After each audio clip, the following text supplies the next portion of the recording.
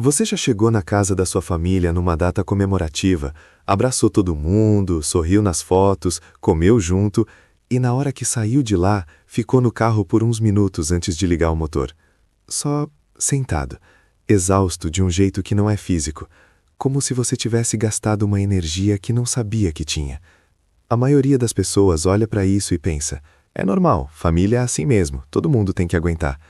Mas tem uma camada nesse esgotamento que a psicologia explica de um jeito que vai mudar completamente como você enxerga as pessoas que um dia decidiram não voltar mais.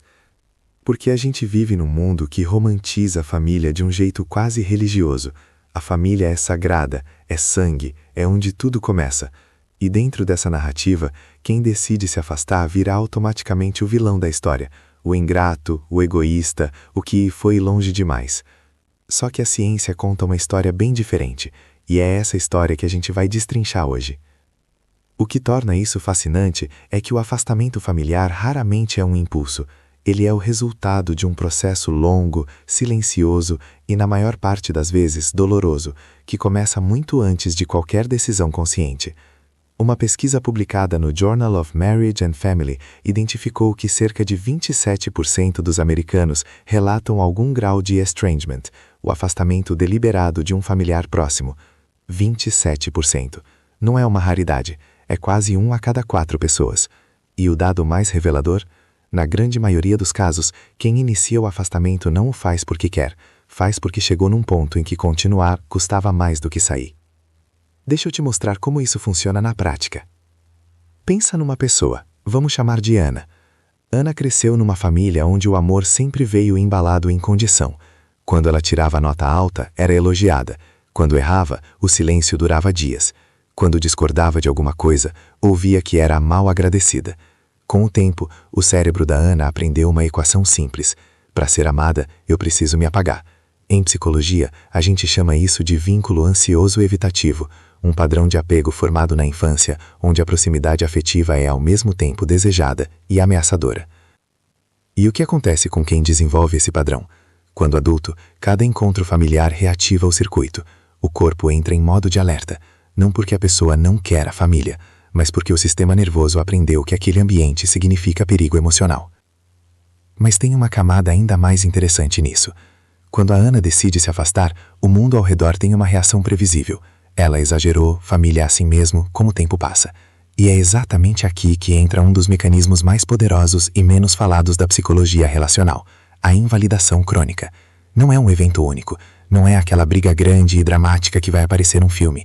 É a soma de 1000 pequenos momentos em que os sentimentos de alguém foram sistematicamente descartados, minimizados ou revertidos contra ela mesma. Você é muito sensível. Isso não foi nada. Para de fazer tempestade em copo d'água.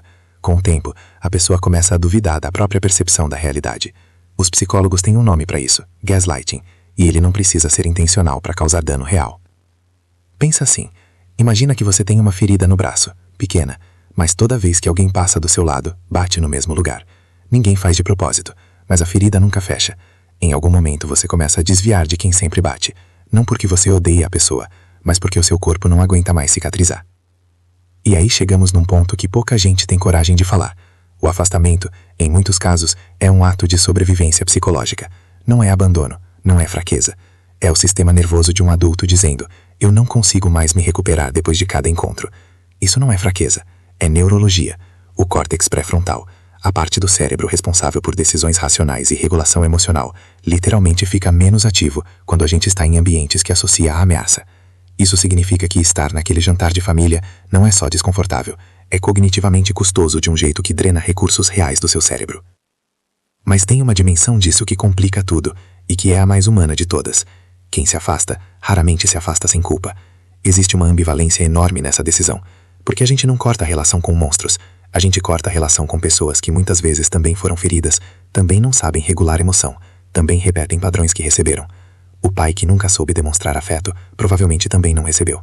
A mãe que controla em excesso, provavelmente aprendeu que o mundo é perigoso. Isso não justifica o dano, mas explica a complexidade. E é essa complexidade que faz o processo ser tão difícil, porque você não está fugindo de um inimigo.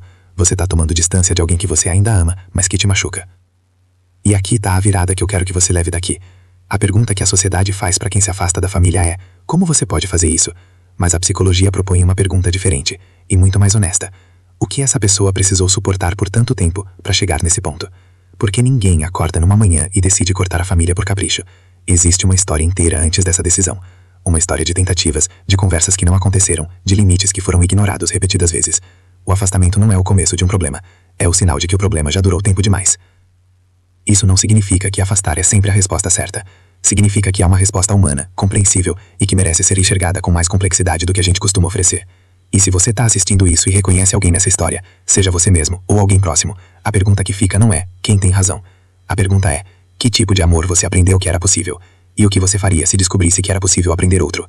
Isso é o tipo de coisa que muda lentamente, não com uma resposta, com as perguntas certas. Se esse vídeo fez sentido pra você, provavelmente o que a gente faz aqui vai te interessar bastante. Porque o Psicopop não tá aqui pra te dar fórmula. Tá aqui pra te ajudar a entender o que já tá acontecendo dentro de você, com honestidade, sem julgamento e sem filtro. A gente tá só começando.